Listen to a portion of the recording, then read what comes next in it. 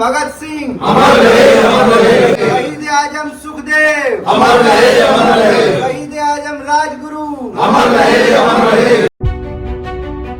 इस वर्ष दिल्ली विधानसभा के चुनाव में बुराड़ी विधानसभा क्षेत्र से कांग्रेस के उम्मीदवार मंगेश त्यागी के द्वारा शहीदी दिवस के उपलक्ष्य पर रविवार को 100 फुटा रोड पर स्थित अपने कार्यालय में शहीद भगत सिंह, शहीद राजगुरु और शहीद सुखदेव को पुष्पांजलि अर्पित कर उन्हें श्रद्धांजलि दी।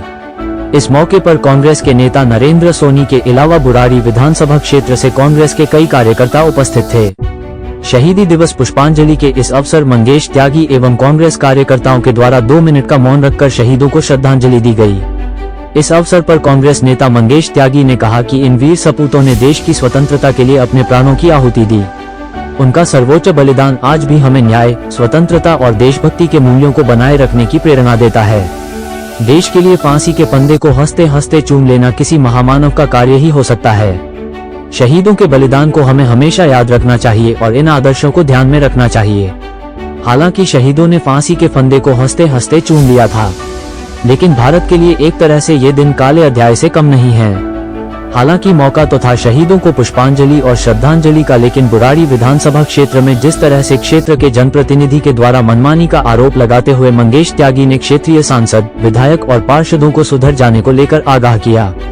उन्होंने कहा कि जिस तरह से बुराड़ी में भ्रष्टाचार को बढ़ावा देने के लिए क्षेत्रीय जनप्रतिनिधि अधिकारियों के साथ मिलकर लोगों और व्यापारियों को परेशान करने का कार्य कर रहे हैं, ये ठीक नहीं है। शहीदी दिवस के उपलक्ष्य मीडिया से बात करते हुए मंगेश त्यागी ने क्या कहा, आइए देखते हैं टोटल खबरें के वरिष्ठ संवाददाता राजेश खन्ना की इस विशेष रिपोर्ट में। मंगेश जी, आज आपने शहीदी दिवस पर जो श्रद्धांजलि सभा आयोजन की है, पुष्पांजलि का, तो क्या कहना चाहेगा? देखिए, आज ही के दिन जो हमारे वीर सपूत 23 मार्च को जो इन्हें फांसी दी गई, आज ही के दिन, और वो देश हमेशा इनको याद रखेगा, क्योंकि आज़ादी दिलाने में इनका बहुत अहम योगदान रहा, जिन्होंने अपने प्राणों की आहुति देकर इस भारत माता को आज़ाद कराने के लिए अपने प्राणों को न्यौछावर कर दिया इस देश के लिए। मैं धन्य है वो माताएं जिन्होंने इसने वीर सपूतों को जन्म दिया, मैं उनको भी आज नमन करना चाहूँगा। और आज का जो दिन है, काला दिवस ही मानेंगे हम भारतवर्ष के लिए, जो हमारे आज तीनों जो शहीद हुए, हमारे ये लाल, भारत माता के लाल, तो बहुत ही दुखद घटना उस टाइम रही होगी है, और उनकी माताओं को, उनके परिवार पर क्या उस टाइम बीती होगी, जो इन्होंने देश के लिए अपने प्राण न्यौछावर किए। आम आदमी पार्टी ने जो है कि भगत सिंह को लेकर फोटो की तो बात करी, लेकिन सुखदेव राजगुरु की फोटो कहीं पे नजर नहीं, तो उसके बारे में क्या कहना चाहेंगे आप? देखिए, शहीद तो शहीद ही है, उसमें ना कोई जातिवाद या धर्म को देख करके वो नहीं करना चाहिए पक्षपात या भेदभाव। तो शहीद तो प्राण न्यौछावर तो तीनों ने ही किए हैं, तो जो शहीद है तो दर्जा तो शहीद का सभी को मिलना चाहिए, उसमें कोई भेदभाव नहीं होना चाहिए, चाहे कोई हो उसमें। जो हर हिंदुस्तानी जो भी उस लड़ाई में रहा, जो शहीद हुए, वो उनको सबको मान सम्मान। अगर वो आत्माएं ऊपर से आज देख रही होंगी तो बड़ी उनकी आत्मा बड़ी परेशान होगी कि हमने ऐसे जो भ्रष्टाचारी हैं या जितने भी ये नशाखोरी है जितनी भी चल रही है, कि उसके लिए हमने अपने प्राण न्यौछावर किए। वो अगर उस व्यवस्थाएं जो हैं वो सुधारनी पड़ेंगी, जो व्यवस्थाएं यहाँ चल रही हैं, चाहे भ्रष्टाचार की हो, चाहे नशे की हो, या राजनीति की बात हो, तो वो आज जरूर दुखी होंगे कि मैंने ऐसे भारत के लिए प्राण न्यौछावर किए है, जो आज इसकी स्थिति आई है, जो भेदभाव आज हो रहा है, जो हिंदू मुस्लिम आज हो रहा है, कहाँ हम चांद पर पहुंचने की बात कहते हैं और कहाँ हम खुदाई कर रहे हैं, कहाँ हम मंदिर मस्जिद के झगड़े में अड़े हुए हैं। तो हम अपनी आने वाली पीढ़ी को क्या देना चाहते हैं? ये एक लड़ाई और झगड़ा सिर्फ हिंदू और मुसलमान? हमें आज जरूरत है, अगर शहीद भगत सिंह जी ने इस देश के लिए प्राण न्यौछावर किए हैं, तो सबका कर्तव्य बनता है, जो सरकारें हैं या जो भी हैं, जो व्यक्ति है। अब आज हमें जरूरत है रोजगार की। जो युवा परेशान है, नशे की लत में क्यों रोजगार जा रहा है? वो कहावत है, खाली दिमाग शैतान, जो खाली बैठता है आदमी तो दिमाग शैतान का होता है। तो सबसे पहले रोजगार की जरूरत है इस देश के युवाओं को, ताकि वो ना कि नशे की लत में जाए, ना ही कोई क्राइम करे। ग्राउंड सिस्टम सब फेल हो चुका है, हर गली में ठेके खुल चुके हैं, जो कि वहां आप जाइए, जैसे परचून की दुकानें होती हैं, हर गली में शराब की दुकान खोली गई है और वहां नशा बेचा जा रहा है, चाहे इंजेक्शन हो या शराब हो, जितने भी नशे हैं, स्मैक हो, ड्रग्स हो, जितने भी ये चल रहे हैं अवैध तरीके से, ये किसकी जिम्मेदारी बनती है? सरकार की जिम्मेवारी बनती है।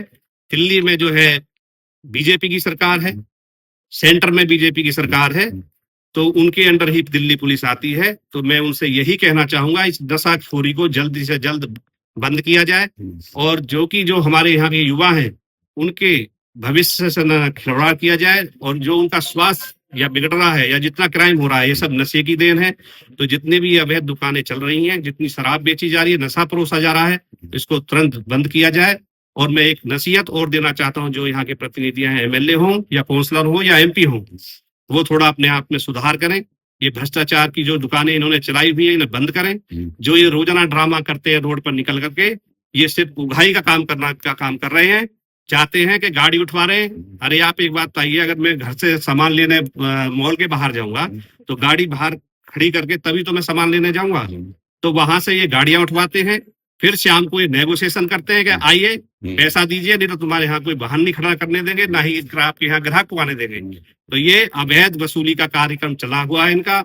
मैं इन्हें फिर भी कहूंगा कि आज शहीदी दिवस है, तो शर्म करें कुछ ये लोग जो भ्रष्टाचार के में लिप्त हो चुके हैं, जो इनकी आत्माएं मर चुकी हैं सिर्फ पैसे के अभाव में, जो ये लोगों को परेशान कर रहे हैं। तरीके हैं वाहन यातायात सुचारू रूप करने के लिए। आपके पास कोई अल्टरनेट रास्ता है? जो 100 फुटे पे जो आप इन्होंने काम शुरू किया है सीवर लाइन का, तो आपके पास कोई अल्टरनेट ऐसा रास्ता है कि अगर वहां काम चल रहा है तो दूसरे रास्ते से आपको निकाला जाए यातायात को? मैं पहले भी फिर भी कहूंगा, मैंने इलेक्शन के बीच में भी कहा था कि अल्टरनेट 2 रोड रास्ते ऐसे बनाए जाएं ताकि यातायात सुचारू रूप से चलता रहे और बुराड़ी में जाम ना लगे। लेकिन उस पे कार्य करने की बजाय सिर्फ जनता को परेशान करने का काम किया जा रहा है, सिर्फ अवैध उगाही का काम किया जा रहा है। जो मैं अपील करना चाहूंगा, जितने यहाँ के एमएलए हो, एमपी हो या काउंसलर हो, ध्यान से सुने काउंसलर सारे, जो आप ये अवैध उगाही कर रहे हैं, अवैध निर्माण बता करके, तो मैं आपको ये चेतावनी देना चाह रहा हूँ, जल्दी से जल्द अपनी आदतें सुधार लीजिए और ये अवैध उगाही बंद कीजिए। व्यापारी वर्ग को परेशान करना बंद कीजिए। जिस क्षेत्र का व्यापारी परेशान अगर रहेगा तो उस क्षेत्र का विकास कभी नहीं हो सकता। देखिए, आज 23 मार्च है। 23 मार्च 1931 को हमारे भारत माँ के वीर सपूत और आजादी के जो दीवाने थे, हमारे शहीद आजम भगत सिंह, शहीद सुखदेव, शहीद राजगुरु, तीनों को आज के दिन अंग्रेजों की सरकार ने फांसी पर लटका दिया था। और उनकी मांग क्या थी? उनकी मांग थी आजादी, ऐसी आजादी जहां किसानों को उनका हक मिले, जहां युवाओं को उनका हक मिले, जहां हर एक तबके को, चाहे वो पिछड़ा हो, दलित हो, महिलाएं हो, छात्र हो, सबको उनका हक और अधिकार मिले। ये वही तमाम बातें हैं जिसकी मांग आज हमारे राष्ट्रीय नेता माननीय श्री राहुल गांधी जी भी कर रहे हैं, लगातार कर रहे हैं। उन्होंने भारत न्याय यात्रा की और हर एक भारत के क्षेत्र में जाकर वो यही आवाज को बुलंद कर रहे हैं, क्योंकि किसानों को उनका हक नहीं मिल रहा, क्योंकि युवाओं को उनका हक नहीं मिल रहा, रोजगार नहीं है युवाओं के पास। आज बिहार के अंदर भी कांग्रेस पार्टी की तरफ से जो है रोजगार के लिए यात्रा चलाई जा रही है, वहां से युवा पलायन कर रहा है बिहार से। तो ये तमाम मुद्दे हैं जो आज भी, जब उस समय शहीद आजम भगत सिंह जिन मुद्दों के लिए लड़ रहे थे और जिन मुद्दों के लिए, जिस आजादी के लिए वो फांसी पर चढ़ गए, वो मुद्दे आज भी खड़े हैं। तो कहने का मतलब ये है कि अगर भगत सिंह जी की आत्मा हमें कहीं से देख रही होगी तो कितना दुखी हो रही होगी। तो ये देश को न्याय नहीं दे पा रहे। शहीद आजम भगत सिंह अमर रहे, अमर रहे। शहीद आजम सुखदेव अमर रहे, अमर रहे। शहीद आजम राजगुरु अमर रहे, अमर रहे।